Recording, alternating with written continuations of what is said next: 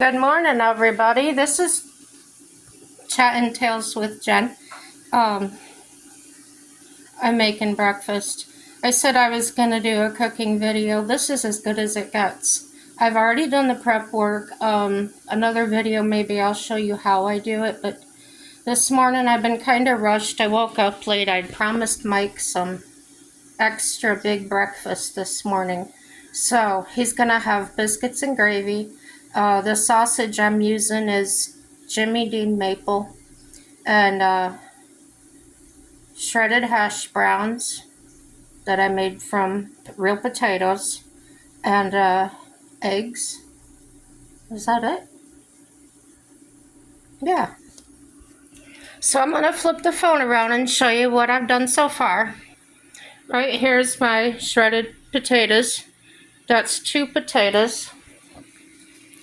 I made the biscuits from scratch, which if you've made them, you know they're not hard to do. And now we're going to go over, I'll show you the sausage is cooking.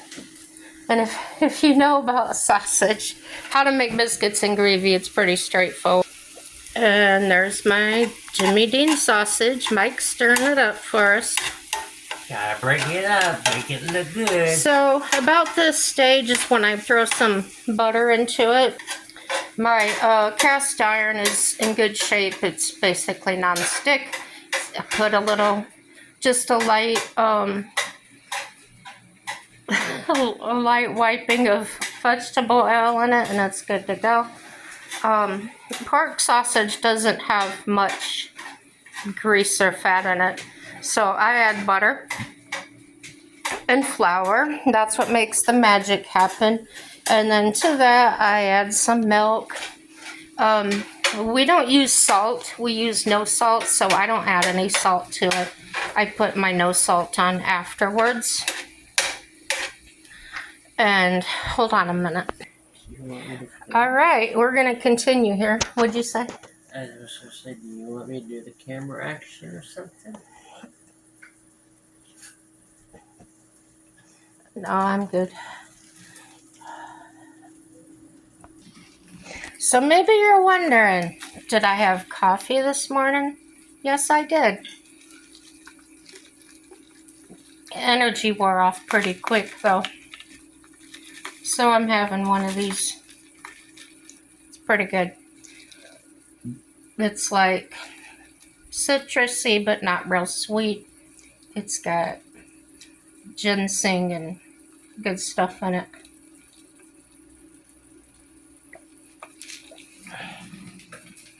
And it doesn't give you an energy rush, just kind of lifts me up a little bit, and then it's got a, I don't know, I don't even feel it going away, really. It doesn't, I don't feel like I'm going way high or way low.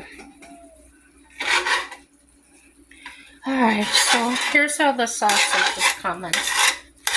This is about the point, that was loud, sorry about that. This is about the point I put in the butter. And I'm going to try to get Mike to hold this camera for a minute. And then you push that to flip the picture to the other way. Which way you want it?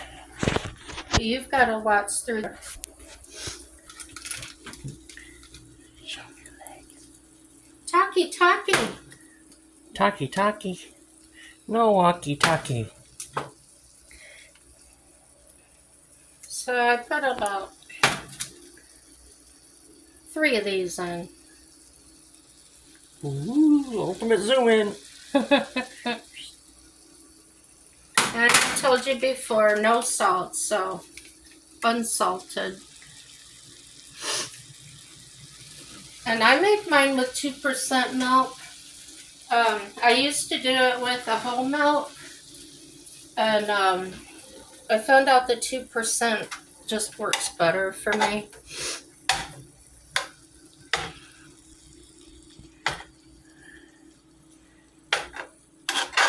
Alright. Okay, now we're going. Now the way I cook with cast iron, if you look at the dial here, I usually heat the pan up about 3.5. Once it's to the temperature my meat's gonna cook, I'll turn it down.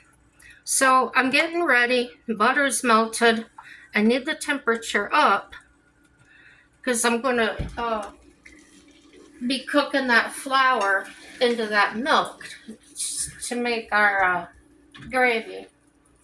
So you do it how you do it. This is the way I've cooked with it.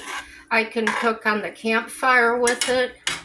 When I want to slow the cooking down, I just move it off the fire, move it to a lower flame, and that's one thing I do like about the cast iron. I can really control the temperature better on it.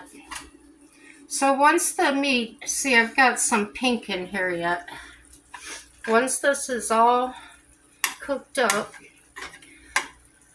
now see, that's another reason I like cooking it low and slow. You don't get that hard brown that people get when they do their hamburgers and whatnot. Now, I do like a little bit of that on my hamburgers. Sorry about that noise, y'all, but it's gonna happen. But once all this pork is cooked through, and you'll see that butter just glistening on there. And I like to get all the lumps out, the big chunks out. I saw a video the other day, this lady had one of those meat, I don't know, it's kind of looks like a potato masher, but it's not. It's for breaking up the hamburger and stuff in your pan. I thought that was pretty clever, but I'm not going to go spend money on it, to be honest with you. I can just take my time. It's the way I've done it for years, and I'll just keep doing it. Now, when I make a roux for, like, if I'm just making gravy in a pan, I prefer that butter flavor shortening. And I do not put the flour in until that shortening's very warm, and not to the point it's boiling or anything. Okay, from here, looks like my sausage is cooked through. Or mostly through. I don't see any pink anymore. I just start adding a little flour. And this is just all-purpose flour. I give it all just a light dusting. And that's about, I think that's about a tablespoon. It doesn't say on it. Oh, it's 2 tablespoons. It's on the end of the handle. I lied. So the reason I do this gravy first is because to me it just gets a better texture after it's set for a little bit. So our timing is we do the gravy first. Right after the gravy's through cooking, and it's all thick and everything, I'll put that in a bowl with the lid. Now I put the lid about half cocked on it because if I build up too much moisture condensation in the lid, I get puddles of water sitting in it, and I don't necessarily want that. Okay, pretty much you can probably tell that meat's really coated with that flour, and that's what we want. There's no white flour showing. Now I have the heat, turn it up just a little bit more, because I want to try and maintain the heat, because this milk sure is going to cool it off. Turn it up a little more to 5. On my stove, I turn it up to 5, 5.5, and I just want that pan to get kind of sizzling hot. And then this is where the browning will come in. Because you got that butter in there, the butter's gonna brown in there, the flour, and stuff like that. Ooh, it's starting to, the flour's starting to cook. So I'm gonna pour some milk in now. Now, This, I kind of gauge it. I don't really measure anything. That's usually how much I do. Now, that was a whole pound, a whole roll of that Jimmy Dean maple sausage. You can just use any kind of sausage. Now, the way we got used to eating without salt, without using salt, is we use a lot of Mrs. Dash that doesn't have any salt in it. And it's just the flavoring of the herbs, spices, whatever. Just this year, we tried cumin for the first time.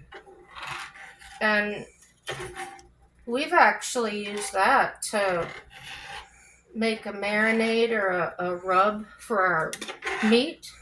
We're making a pork roast and stuff. We've been trying a lot of different spices. Kind of like, well, besides cumin, we do a couple of other Indian spices that I forget what they're called. But Mike doesn't like spicy at all. Yeah, I can't do spicy at all. He likes spicy, but he doesn't like hot spicy. Yeah. I got a sensitive stomach, so, and taste buds. So I try not to stir this too much, but I don't want it to stick. So I'll just give it a run through. And what I'm watching for is around the edges, it'll start the little bubbles like it's boiling a little bit. Now, I also have an electric skillet that at times I've done it in. It has that heat ring on the bottom of it, and what I've noticed is right around the, where that is, it'll start bubbling. I don't like making gravy in it. I like to make pancakes in it. Oh, I gotta show you what Mike bought me.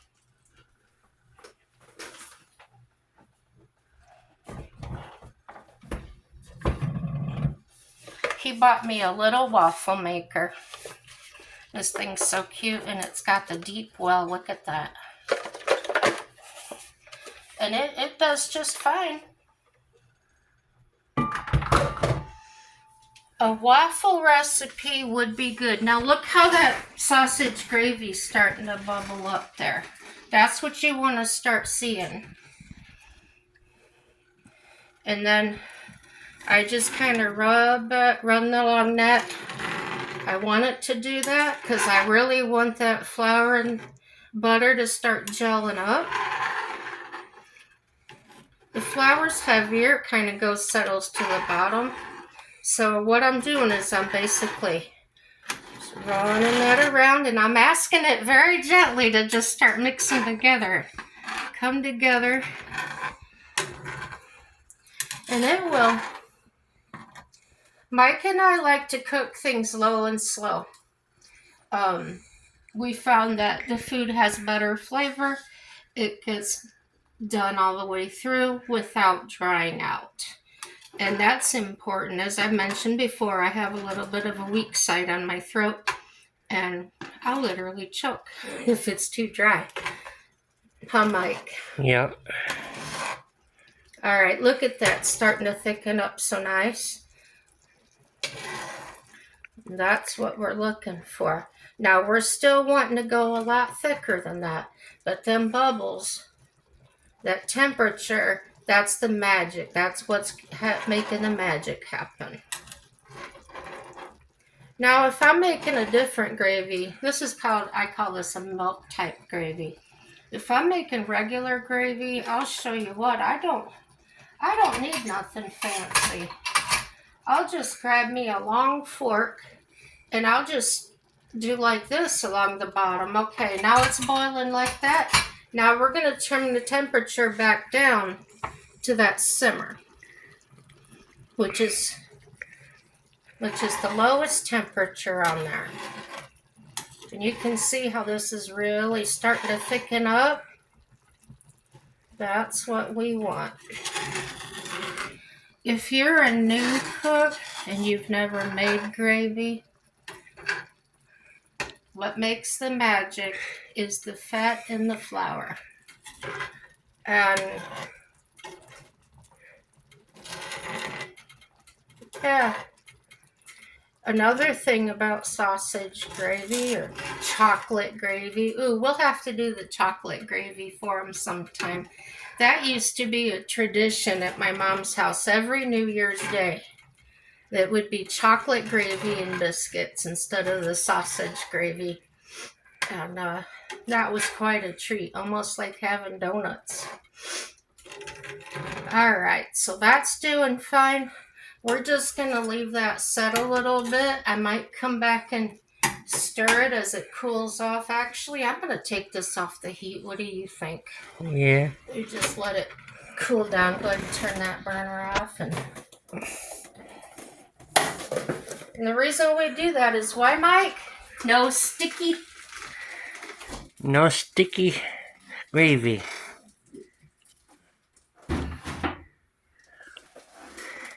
Right. It's gonna look so good. And we'll be back. Okay. Now I'm going to do these shredded potatoes. Now I didn't dry it off or anything, so they'll probably go snap, crackle, pop. Now I'm using an extremely flat pan with no edge on it, so I cannot afford to dump oil on there and have it run off and be smoking and everything. So I just coat my potatoes with a little bit of vegetable oil. Now I know, guys, I said I'm not going to use it anymore, but as you can see, I have quite a bit to use up. Then I'm going to go back to the, I don't know, olive oil or something. Now, all I put in here was, I don't know, about a teaspoon of pepper or something. Mike doesn't like a whole lot of pepper. He likes a little bit. So as I cook, now, don't you dare say anything about my hands not having gloves on them, because I'm always washing them. And if you're that much into watching me prepare my food and you're worried about it so much, how about stay in your lane? You cook the way you want to, I'll cook the way I want to. And nope, I didn't use gloves when I was hand mixing that biscuit dough either. Checking our gravies. Looking good. When we're using our hands and things. What did I do with that spatula, Mike? On the table. Okay. I think that's what our ancestors, our grandparents and things, using your hands and that's what you call being made with love. What do you think about that, Mike? Yeah. You say, nothing tastes like, it doesn't taste like mom made. Well, it's not home cooking unless you get down and dirty.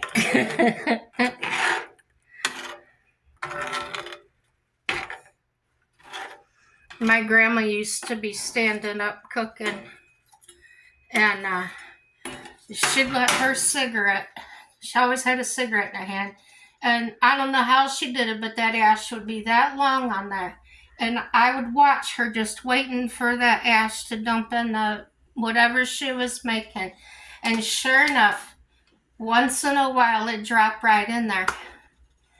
And I say, Grandma, we can't eat that. And she'd say, yeah, we can.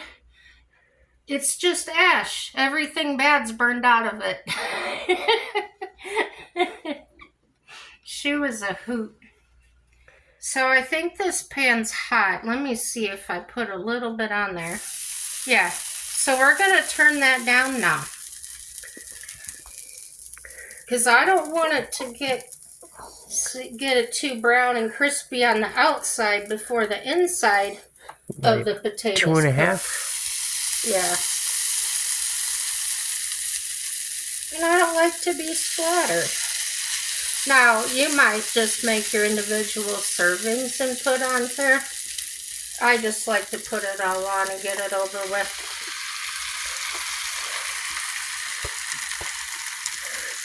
We just make one big gigantic serving. And that's only 2 potatoes, but that's a lot of potatoes. That's now, a big amount of tater.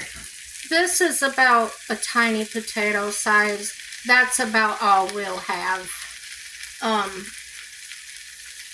That's a serving for each of us. But we're going to probably go and have more for dinner. So there we go. We got dinner. This we got will be enough taters for the whole day. And tomorrow, probably. Yeah. The same with the biscuits and gravy. You see how much sausage is in there. Well, you know, you just add more milk. You could stretch that and feed a whole lot of people. Yeah. And if you ever want to make SOS, that's what Grandpa called shit on a shingle, which is chipped dried beef made in that gravy instead of sausage. And they used to pour it over a slice of toast.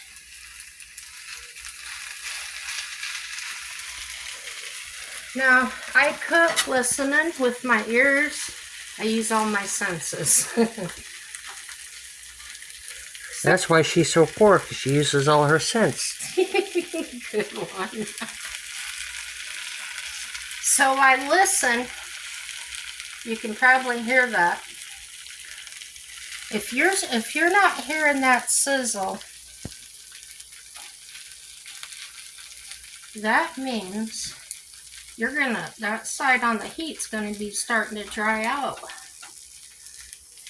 And it's almost, if you listen, it's really getting quiet.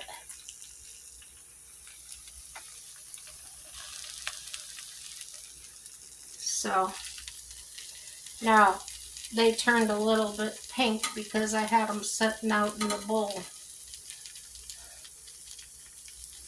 But you'll see as I start cooking them. Here, I'll come over that way. They start turning back white again. Now I've got some black on there. Don't worry, my pan is clean. That's and I wiped it before I used it. It gets like that if I leave it. I don't use it every day. This pan we usually use when we go camping.